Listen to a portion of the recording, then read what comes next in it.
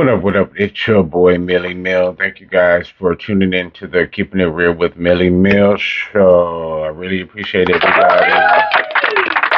Been getting a lot of positive feedback, but make sure you guys like, subscribe, share. Again, the YouTube channel is Xavier LaRue, ENT. So make sure you guys like, subscribe, and share.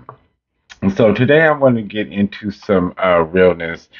uh, the last tip that I really want you guys to have for this holiday, and if you're a nice person like I am, then you may have fallen victim to this, but I just want to help prevent anyone else from falling victim to this with the upcoming holidays. So when you go around your family, and I'm telling you this, and I'm serious, don't start drinking and feeling nice, or don't feel sorry for your relatives who are car deprived or who don't have a car. Because let me tell you what's going to happen. It's going to be one of a few of these things. And this happened to me. So you go to around your people's house and they're like, oh, cuz, our nephew or whoever, let me borrow your car. Say no. It's important to say no. I lent my car to my cousin Sheila one time. She said she was just going down the street, to go get some Pampers for her baby or whatever. Feeling nice, I give her the keys. Like, here, go ahead. She could have walked, mind you. So an hour rolls by, and I'm like, where the hell is Sheila at? I call her. This girl gonna tell me, oh, my bad, cousin. I had to stop real quick and get my hair braided. Now, first of all, how you gonna stop real quick and get your hair braided anywhere? You have to make an appointment for that. You can't just pop up at somebody's shop or whatever, like, hey, braid my hair. You know?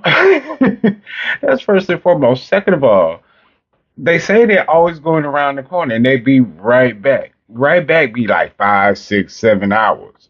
That ain't right back to me. Man, I let my other cousin borrow my car one time. Fool gonna call me talking about, oh, cuz, why your check engine light on? I'm like, this is a brand new car. How the check engine light on? What did you do? What did you not do? If they don't have something wrong with your car, if they don't record or get a ticket, then next thing you know, they got everybody in there. This fool talking about, oh, I had to go stop by at my baby mama house real quick, and then I had to go pay this bill. Dude, it's a holiday. You ain't paid no bill. Where you pay bills at? I'm like, man, y'all gotta miss me with that. I don't let nobody borrow my car no more. I can't. No, if you ain't got no car, I'll find you a bus token, a train token, anything. But you ain't borrowing my car. Also, these fools always never bring your car back with any gas, and you can have a full tank of gas. They gone for 5 hours. Even if they gone for an hour, drive out all the gas. Where did you go to drive out a full tank of gas that quick? And then how come you ain't got the common courtesy to put the gas back in there? Like, dude, I gave you a full tank of gas. Bring it back on a full tank of gas. I ain't spending that kind of money. And then furthermore, where did you go? Who did you see? Man, one time I did that, man, got my car after these fools was driving it. Car smell like liquor. Car smell like weed. I'm like, y'all done smoked all in the car. I'm like, how the hell y'all gonna just smoke all in my car, drinking and driving? That don't even make no dang on sense. So, and that's the last tip I'm gonna give you. Do not let these fools borrow your car. Period. Because it ain't gonna come back the way you let them borrow the car, if they come back at all, or if they come back at all. Because you know how folks be. I be right back, be gone 2 and 3 days. That ain't right back. Man, you could have said you was finna take a trip.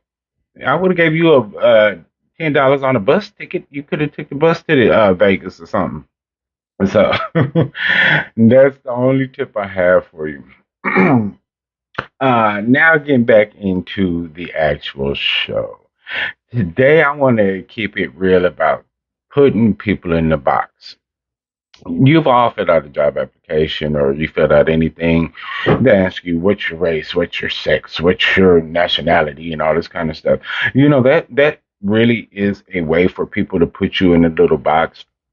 We're all concerned about racism. We're all concerned about, sexism and you know, discrimination against LGBTQ, against women, against minorities. But that little box is always somebody's safe haven. For me, myself, and I don't put myself in a box. I don't check the box. My name on whatever it is, that's my identification. That's who I am. My birth given name. I'm not fitting in your little box. I'm not conforming to make you easier. And see, what a lot of people don't realize is that little box helps people compartmentalize who they think you are and who you should be and what group you should be with. And that dehumanizes people. I'm not going to dehumanize myself. I refuse to conform to what you guys want it to be. You know, I identify as my first, middle, and last name. That's it. That's all. I'm not gonna let you guys put in this little box without knowing me. The way you get to know who I am is by getting to know me. I'm not gonna make you feel safe because you have this little box checked and you're gonna be put in this little box because that actually is one thing that we subconsciously don't realize that we do when we do that to people. We put them in a little box. Oh, okay, you're black. You belong in this little box. You're Asian. You belong in this little box because you all act this way or you all do this that way. You're gay. You're bisexual. You're this. You're that. So you have to act this way. You're a woman. You're a man. And like one of my main things being on this earth is I want people to be able to be free in themselves, to be safe in who you are in yourself. As we are raised, we're giving traits and things that aren't necessarily who you are as a person, but you're told this is how you have to be to succeed in society. And a lot of people, unfortunately, don't never take the time to really understand who they are as a person. When I took the time to finally live by myself, because I had always lived with someone, um, and just be alone in my own thoughts and be okay with that, I use the term very frankly that I'm alone, but I'm not lonely. I'm very good company to myself. And I really got to think of what do you like to eat? What do you like to watch on TV? What do you like to do with your free time? Because, if you're in relationships, you live with family, whatever you like to do, it's kind of like you're still conforming to the room instead of figuring out what it is that you as an individual person actually like. I got okay with going to restaurants by myself. I was okay with traveling by myself, going to the movies by myself. Just really started to love and date myself, and then started to cut negative people out. And after doing that, even really before doing that, I really realized that I am not a box kind of person.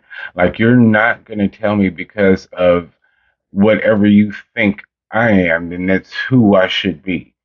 Um, I'm more complicated than that. I'm more special than that, you know? And you have to start thinking of yourself as special because nobody else will think you as being special if you don't think you're special. You have to start loving your flaws and all. And that's another thing that I do periodically. I self evaluate and see what issues I have that I can make better. What flaws do I have that I need to correct? Or what other things about my personality, about my persona, about my affect that can be fine tuned. And if nothing, then nothing, And so if anyone ever tries to come at me and be like, oh, you have blah, blah, blah problem, or this is an issue, that's your issue. That's not my issue because I self evaluated and I already know what my issues are. You can't tell me nothing that I don't know. So obviously, that's an issue you have about my personality. That's a problem for you. I'm not changing it because I've already self evaluated and I'm already going to change certain things that I know are going to change. So, that's how I operate. But you guys make sure that you love on yourself. Stop fitting into boxes. Stop limiting yourself. And that's really what the boxes do. Once you start to believe them, they limit what you can be, who you can be, where you can go in life. You start thinking of like, it's this imaginary glass ceiling right on top of my head, and I just can't get out of it because I'm in this little box. That's false. That's lies. That's straight from the pit of hell. I'm sorry, but it is. So start learning to be free. Start trying new things. Figure out who it is that you are. Figure out things that you like. Figure out where you want to go in life. Figure out the things that you like to do and explore them. I know some of you have kids, some of you are married, relationships, but talk to your spouse, talk to your kids, and let them know, hey, certain little things that I want to try. Um, and I want to experience. It's okay. Be honest. If you don't be honest with yourself, if you're not honest with the people around you, then you're going to be miserable. Get it off your mind, get it out of your head, and push forward. So I hope this reaches someone. I hope this touches someone. This is not going to be a long show today. I just really wanted to let you guys know that. I encourage all of you guys, if you ever need anything, please reach out to me. You can always inbox me whatever it is that you need. I'll find the resources if I don't have them. Um, and just keep pushing forward to be a better person. Keep it real with yourself because I keep it real with me. But I do appreciate you guys for tuning in. I love each and every one of you. Thank you guys for coming back in next week. Hopefully, I have another co host. If you guys want to be a co host on the show, please DM me and let me know. If you're doing something in your community, I want to spotlight you so we can have our spotlight of the week. You can always reach out to me to just let me know. Always keep it real because this is your boy Millie Mill.